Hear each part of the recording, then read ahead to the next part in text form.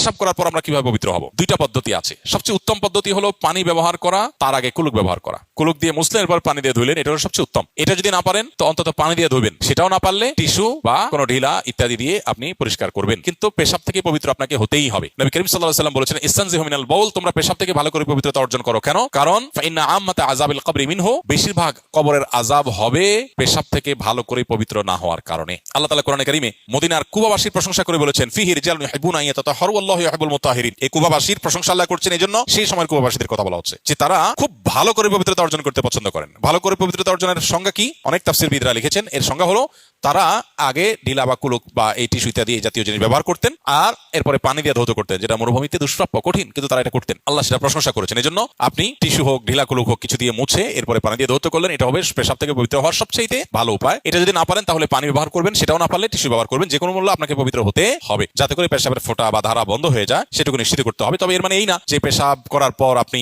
দৃষ্টিকটুভাবে মানুষের সামনে হাঁটাহাঁটি করবেন, সতর এক অংশ খুলে যাবে, এটা অনুচিত। প্রয়োজনে ওই জায়গায় বসে অপেক্ষা করে আপনি যেভাবে হোক পবিত্র হওয়ার এবং পেশাবের ফোঁটা বন্ধ হওয়ার এবং ধুয়ে পরিচ্ছন্ন করা বা মুছে পরিচ্ছন্ন করা, এটুকু আপনাকে নিশ্চিত করতে হবে।